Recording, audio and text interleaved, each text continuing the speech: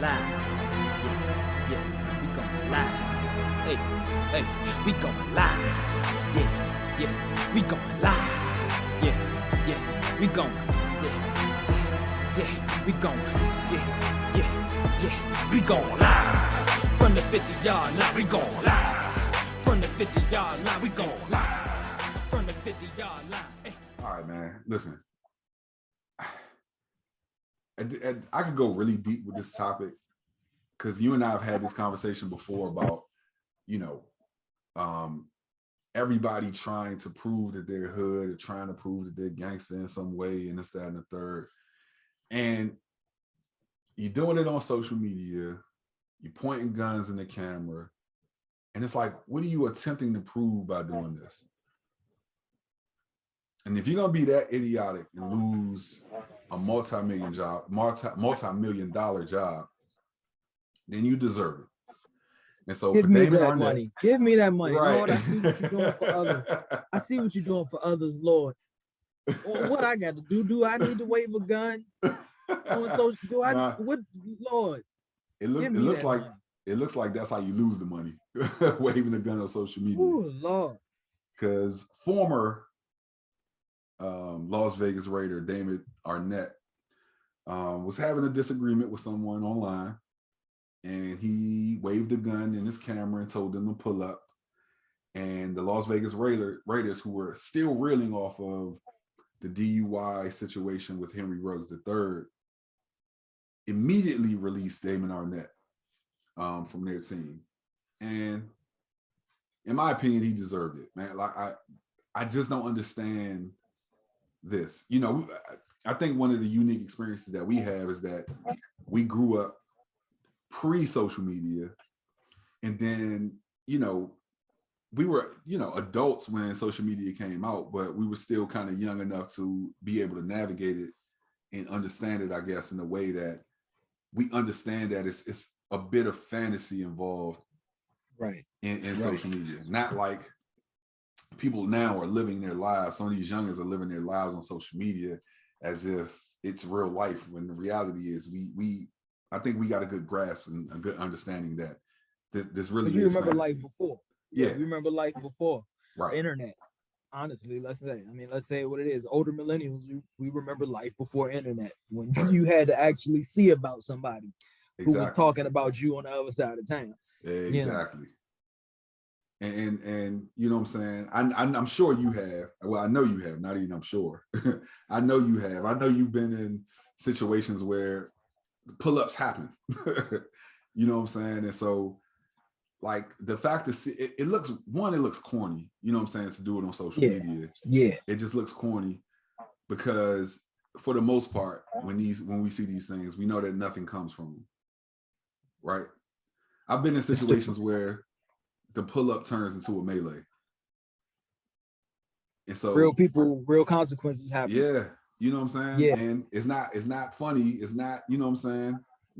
In my opinion, it's not something to be admired and, you know what I'm saying, posted and blasted about. This thing is multi-layered. This thing is multi-layered and I'll get into it, right? So what's the brother's name? Damon Arnette. Damon Arnette. Damon. Okay. You brought up how we grew up was a different thing. It was a different time. Typically, it wasn't the loud, boisterous dude in the room that you worried about. Like the guy that was showing his stuff and, and talking all wild, he weak. Yeah. It was the guy that was quiet in the corner. He might not even adapt nobody up when he came in. You don't even know who is this dude. You don't even know whose man's is this. That's where that came from. You know what I'm saying? That's the dude you got to worry about. Right. That's the real G in the room. This kid, Damon, I call him a kid because, everybody's a kid to me now. Y'all younger y'all kids. He did a stupid thing. Yeah. He did a stupid thing by getting online with it. But here's the layer to it. Here's the onion layer to this.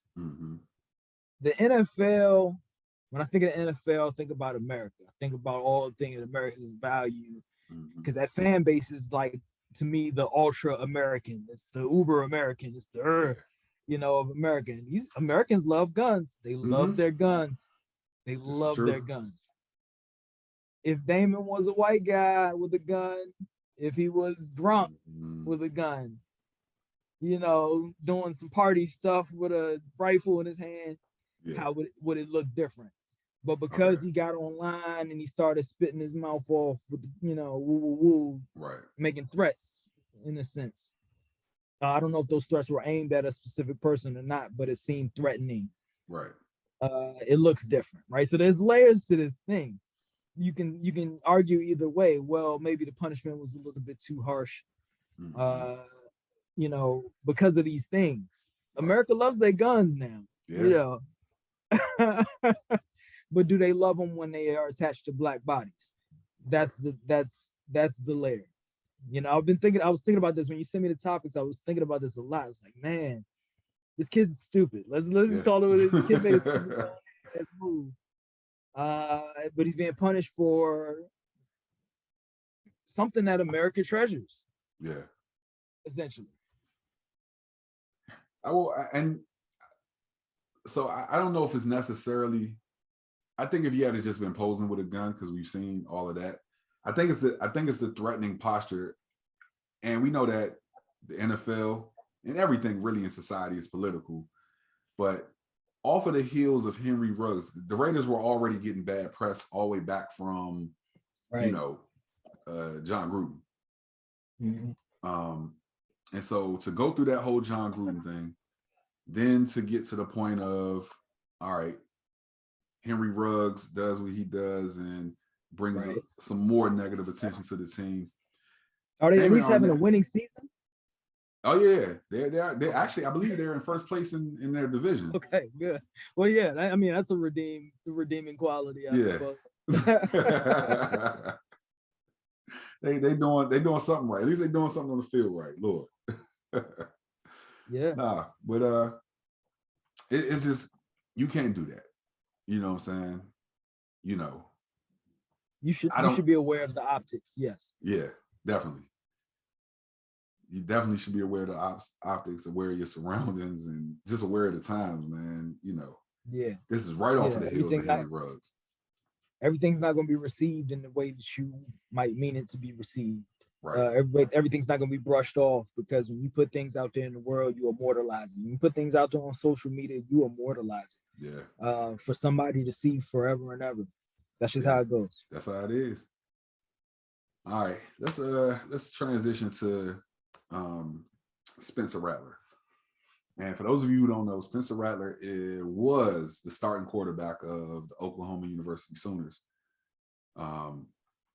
And keyword was. Yeah. So he was the starting quarterback. A few weeks back, in the middle of the Red River Shootout, which is a rivalry game where the Oklahoma Sooners play against the Texas Longhorns, he ended up losing his starting position. He ended up losing it the week after officially, but the way that his replacement came in and played kind of solidified it.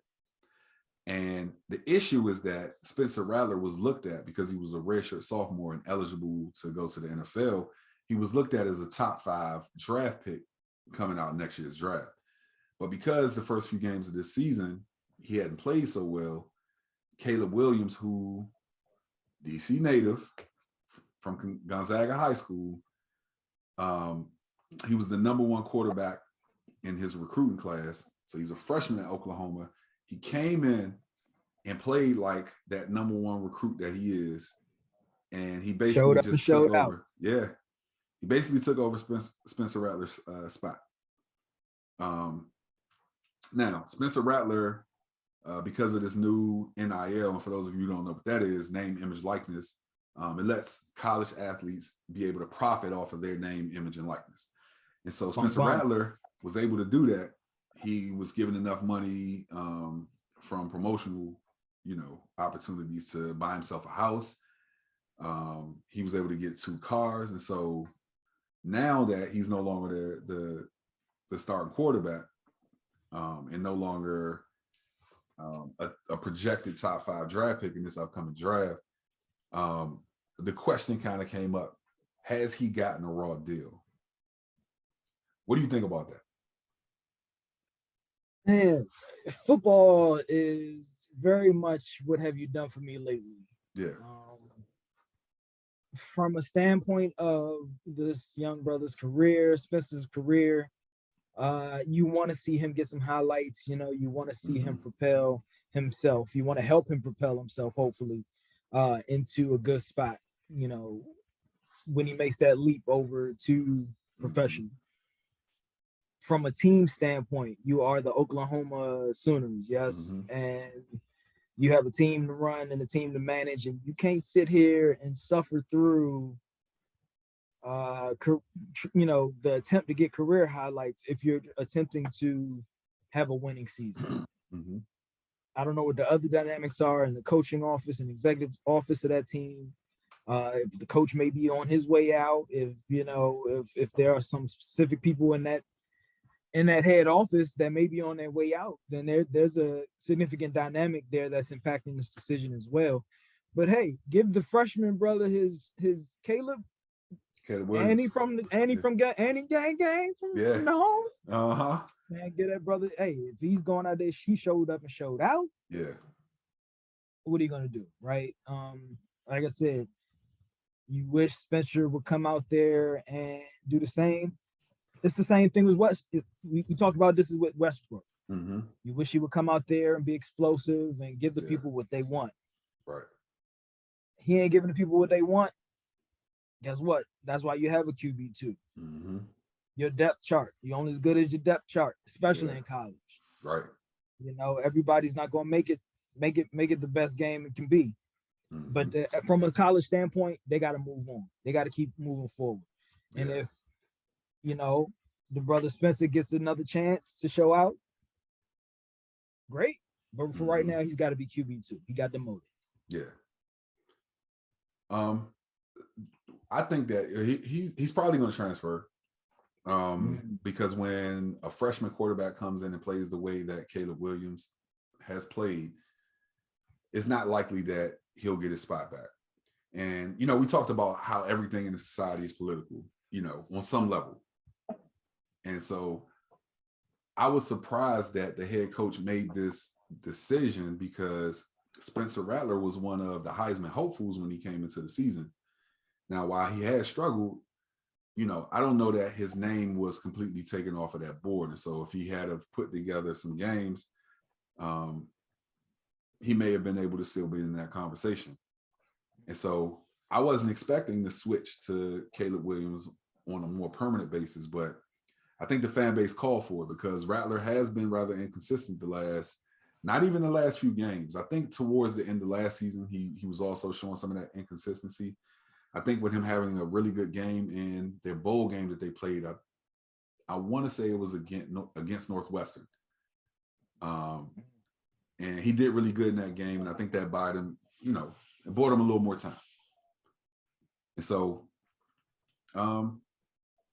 I was surprised they made that call, but I think for Sooners fans who see that, it's possible to win a national championship this year, even with a freshman quarterback, it's a no-brainer for them. And I think it's good. I think that when the best player is playing, I think that it's good to give them that opportunity because everything shouldn't be political. The best player should play, and that's just it.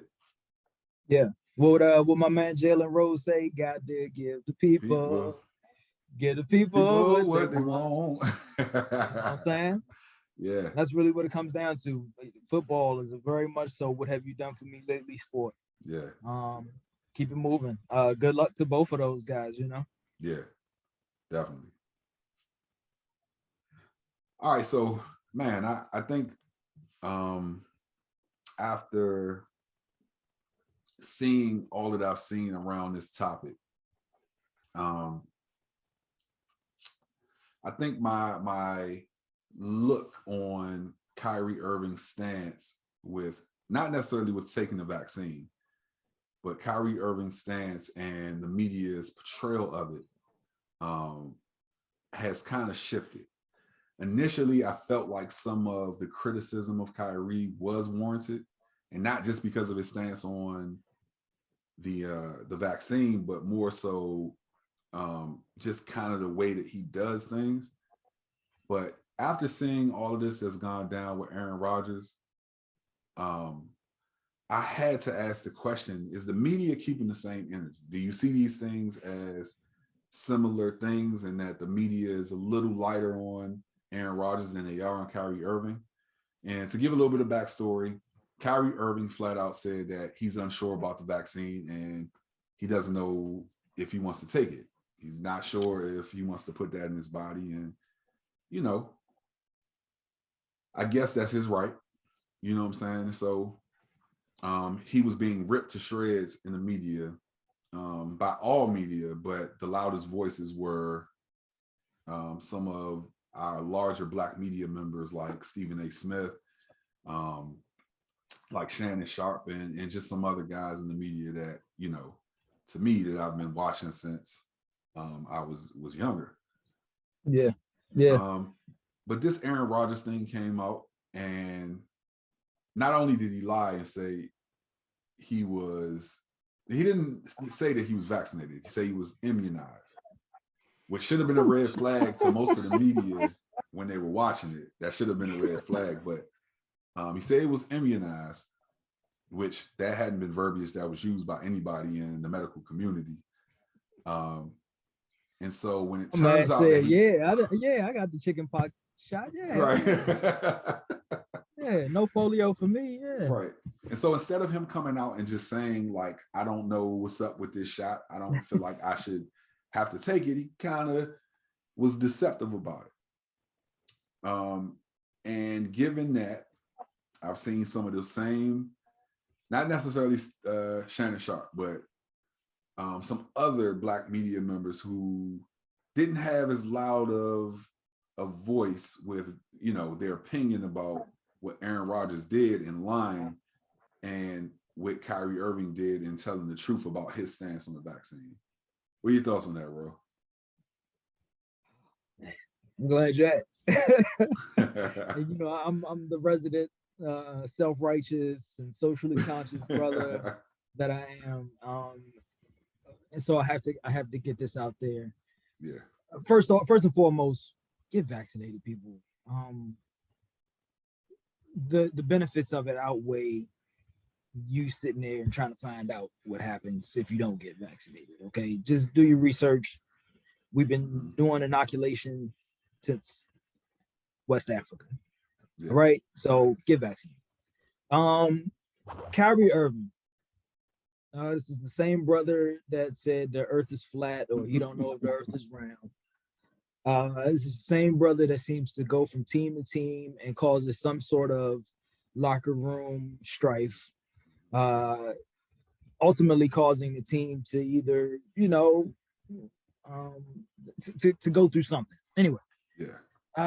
I didn't agree with Kyrie Irving, and I still don't agree with him with his stance, but he took a stance. Yeah.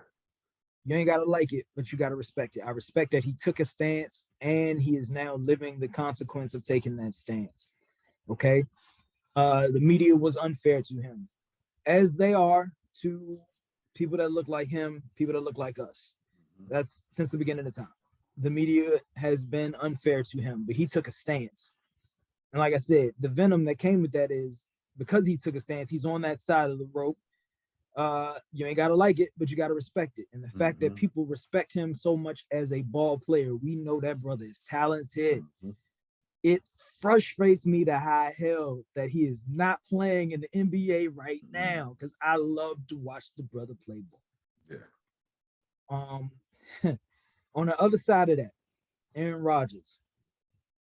Aaron Rodgers told what was called a little white lie. History on the term little white lie. It dates back to the days where the definition of black and white was pure. Everything that was pure in the world was white. Is the symbol of whiteness. Black was anti or evil. You know, blackness, the absence of white. Aaron Rodgers went out there and told a little white lie. Said, I'm immunized, got a couple laughs, you know. And everybody went on about their business. They didn't even look into it. They didn't even do a discount double check to see if my man was lying or not. because he gets a pass. He's, American quarterback in the NFL, all, white bread. He told a little white lie. I'll tie it into everything else that's going on in the ether right now. Got this guy, Kyle Rittenhouse, who took it upon himself to shoot a couple of protesters. He drove across state lines to do. His mom dropped him off apparently at this protest with a rifle. Didn't question, didn't discount, double check that shit either. She just said, "Oh yeah, have a good time, honey. Let me know when you're ready." He gets out, shoots 2 people, kills 2 people. He get up there on the stand the other day. Ugly cry. And it wasn't even a cry. It was a cry. Yeah. It was a little white cry. And you can see right through it. Yeah. You can see right through it. My issue is that we are constantly repeating history. We are excusing the little white lies that ultimately amount to casualties, that ultimately amount to the spread of disease, the real threat of the spread of disease. What is this, 1812? What? Yeah. You giving out disease blankets, Aaron Rodgers? What's going on? That's your ancestry. This is the result of the little white lie. For that reason, I wish that there was so much more venom coming at Aaron Rodgers, because we are bound to repeat this same. Can I cuss? Huh? I'm trying not to cuss. Nah, but we are bound to repeat yourself, the same. Okay. We excuse the little white lies that amount to big casualties and big problems for other people. Yeah. At least Kyrie Irving took a stance. Exactly. I don't agree with the brother's stance. I know the earth is wrong. He took one. He took a stance. And it's like I said, when somebody takes a stand on something, you ain't gotta like him. You actually hate him more, but you respect him when he walk in the room, because you know where he stands. Right. Aaron Rodgers, I don't know where he stands. Right. We do know now because he's talking to Joe Rogan and all these people now, where he could have been saying this a long time ago. He instead went and endangered. He was forced to take a stance. He went and endangered his teammates. He went and endangered the staff over there at the Packers. He went and endangered the people in that stadium that come and root for him. He don't even know it. Right. He don't care, because he knows that he has the backup of the little white. I just told a little white lie. I wish there was so much more darts coming at him. Yeah. So shout out to Kyrie Irving. I wish you were playing in the NBA, but I respect you. Yeah. And the ridiculous thing about this is that, because of the NBA isn't who implemented, like, you had to be vaccinated or you can't play. While they wanted their players to be vaccinated, it's the cities and the states that these professional organizations are in that are requiring them to be vaccinated to be in an indoor space, right? And so all Aaron Rodgers had to really say is, I don't agree with the vaccination. I'm going to do some, natural methods to, that's all he had to say. There wouldn't have been any backlash from the standpoint of he wouldn't have been able to play games. People would have just looked at him away. And, my thing is, you say that all of the people that he endangered, those same media members who were in that room when he said that he was immunized, he didn't have a mask on. You know what I'm saying? They didn't discount, double check it at all. Yeah. To me, and it's funny because Rudy Gobert got so much, backlash this was before the bubble. This was back when we first, started experiencing COVID, and he started touching all of the mics trying to be funny, and he eventually ended up getting COVID. And so to me, this isn't really much different because we know what COVID is now, and we know how it's affected us in that span of time, and Aaron Rodgers still made the decision, oh, I'm going, like, it ain't a big deal to me, so I'm going to come in here and have these conversations with these media members, and I don't have a mask on, you know. And so it's just, it's frustrating to see, because I agree with everything you just said. Like, I don't agree with Kyrie Irving's stance either. And you know me, bro, I'm an anti-vaxxer. You know what I'm saying? Like, but I went and got the vaccine. Hey, I went and got the booster. You know what I'm saying? I think you I wouldn't label you as an anti-vaxxer per se. Yeah. I would say that you have a healthy distrust for American medicine, which we all do. Yeah. Which we all do. Right. But we do these things because scientifically it makes sense, or institutions require these things, or because people like Kyrie Irving exist. Yeah. People like Aaron Rodgers exist. And we just know that we're going to be in a situation where I'm going to have to be in a room with somebody who has thoughts and they want to do their own research. Right. And that's okay. Yeah. I'm going to be vaccinated. I'm going to be a little bit more protected though. Yeah. You know, and like I said, it's nothing new. It's nothing new. We've been doing this since West Africa. Do your research on that. Yeah. You know, what was the brother's name? I don't want to misquote his name, but it's a West African brother that came over and taught, you know, the pilgrims about the settlers, the colonial settlers, about inoculation. And so do your research there. Start there. I would tell people to start there. But get vaccinated, people. It's save some lives, man. We done been through the same thing. Here's another cycle of history repeating itself. Right. We're not learning nothing from it. So anyway. But no, I definitely wish Aaron Rodgers got the same amount of energy, same amount of venom that Kyrie. And I respect Kyrie a whole lot more. Definitely. All right, bro. Let's move on to the Scott Frost topic, man. And this, so I thought about it in this way, right? Well, let me give a little bit about what he did. So Scott Frost he is the head coach of the University of Nebraska Cornhuskers, their football team. He's the head coach. But not only that, he is a former starting quarterback for the University of Nebraska. And so he's an alumni hire. He did a really good job at the University of Central Florida, which made his stock rise for him to be able to get a position like this. But since he's been at Nebraska, he hasn't had really many good recruiting classes, and his record is terrible. I believe it's somewhere around 7-15, maybe even worse than that. 15-27. And so, one of the ways that I looked at this was, I was like, man, if I had to save myself to kill my friends, and I know I'm being, hyperbolic when I say this, to kill my friend, I had to kill my friends to save myself. Like, would I do that? Because career-wise, it's essentially what he did.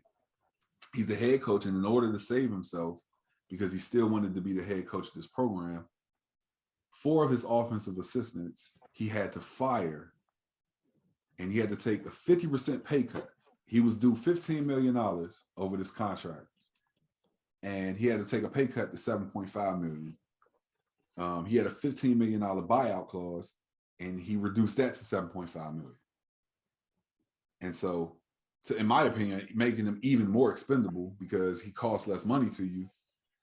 And even if he gets to keep his job for even just a little while, maybe the end of the season or maybe the end of next season, would you really fire your friends in order to do that? What did you see? What did you think when you saw this topic in this story? Oh man, it's so you my brother, man. We brothers. Mm-hmm. We've been brothers a long time. Yeah. And as brothers, we're able to hold each other accountable. We should hold each other accountable all the time. When I mess up, you tell me, "Oh, you screwing this up, man."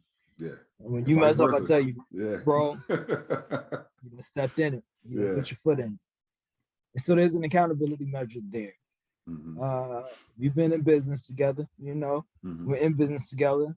Yeah. And if I felt like in any way you were slacking, I would come to you and tell you before I made any hasty decisions to move forward without you. That would be my very last resort. 15 and 27 ain't a lot of games. Yeah. That's how many seasons? 2.5 seasons? Just a couple seasons. That's not a lot of games. Yeah, it's not a lot. Almost 3. Yeah, about 3 seasons. Almost 3 right? seasons. Yeah. That's not a lot of games. I would challenge you. I'd say, look, we ain't got much time here. I do respect the pay cut. Yeah. I feel like it goes back to what have you done for me lately, right?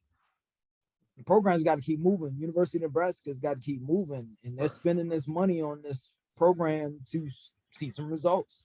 Right. How many seasons are they going to sit through until the coaching staff figures it out? Right.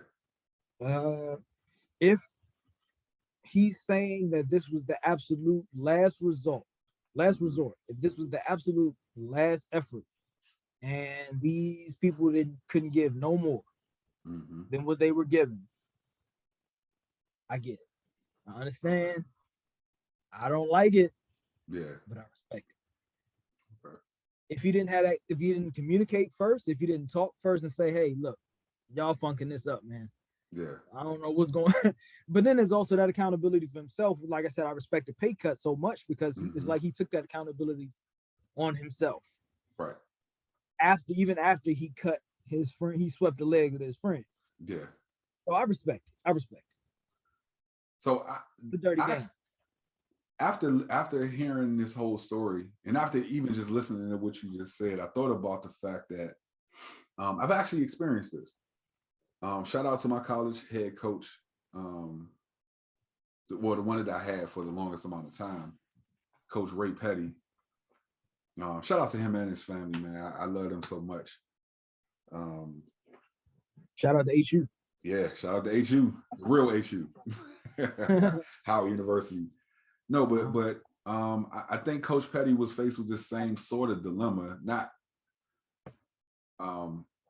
his last season, he went with a different offensive coordinator.